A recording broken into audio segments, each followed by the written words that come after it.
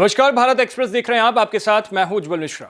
विवादित दक्षिण चीन सागर में चीन के साथ चल रहे तनाव के बीच फिलीपींस कई समान विचारधारा वाले लोकतंत्रों के साथ रक्षा सहयोग को मजबूत करने के प्रयासों की ओर बढ़ रहा है। एक तरफ तो कनाडा और न्यूजीलैंड के साथ प्रमुख रक्षा समझौते करने का प्रयास कर रहा है, तो वहीं दूसरी तरफ अपने मुख्य रक्षा साझेदार संयुक्त राज्य अमेरिका के साथ संयुक्त सैन्य अभ्यास के विस्तार की संभावनाएं भी तलाश रहा है। विश्लेषकों का कहना है कि यह घटनाक्रम दक्षिण चीन सागर में कई विवादित चट्टानों के पास चीन की आक्रामक समुद्री गतिविधियों का मुकाबला करने के लिए मनीला के प्रयास का हिस्सा है, जिसके लगभग पूरे क्षेत्र पर बीजिंग अपना दावा करता है। साउथ चाइना ओशियन में चीन के बढ़ते दबाव से परेशान फिलीपींस अब भारत की ओर मदद भरी निगाहों से देख रहा है। इसके लिए वो भारत में अपने स्क्वाड में शामिल करना चाहता है। स्क्वाड क्या है? ये स्क्वाड अमेरिका, ऑस्ट्रेलिया और जापान के साथ मिलकर बनाया गया एक रणनीतिक गठबंधन है।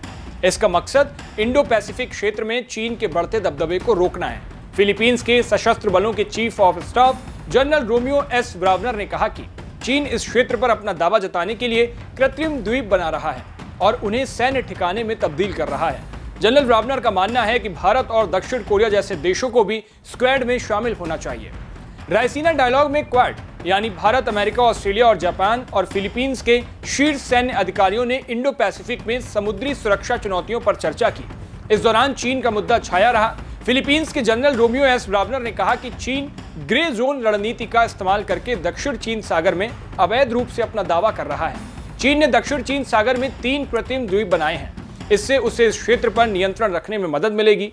चीन के पास दुनिया की सबसे बड़ी नौसेना है। उसके पास 370 युद्धपोत और पनडुब्बियां हैं। इसके अलावा चीन हिंद महासागर क्षेत्र, जिसे हम इंडियन ओशियन रीजन कहते हैं, इसमें भी स्थायी रूप से 7 से 8 नौसैनिक जहाजों को तैनात करता है। इनमें दोहरे उपयोग वाले अनुसंधान या जासूसी वाले जहाज भी शामिल हैं।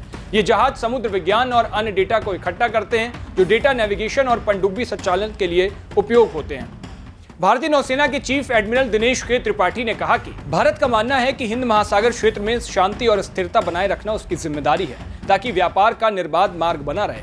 उन्होंने कहा कि व्यापार का मार्ग बिना किसी बाधा के चलना चाहिए। एक नौसेना जो तैनात नहीं होती वह रोक नहीं पाती है, इसलिए हम दूर दूर तक तैनाती कर रहे हैं। हम इंडियन ओशियन रीजन में MDA यानी मैरीटाइम डोमेन अवेयरनेस बनाए रखने में पूरी तरह से सक्षम है। हमें पता है कि कौन क्या, कहां और कैसे कर रहा है। भारत इंडियन ओशियन रीजन में काम कर रहे दोहरे उपयोग वाले अन्य नौसैनिक जहाजों पर करीबी नजर भी रख रहा है। इसका मतलब है कि चीन की हरकतों पर पूरी तरह से नजर भारत रख रहा है और वह किसी भी स्थिति से पूरी तरह से निपटने के लिए तैयार है। इस पूरे घटनाक्रम पर आपकी क्या राय है? अपनी राय हमें कमेंट बॉक्स में जरूर बताइएगा। देश और दुनिया की बाकी तमाम खबरों के लिए देखते रहिए भारत एक्सप्रेस।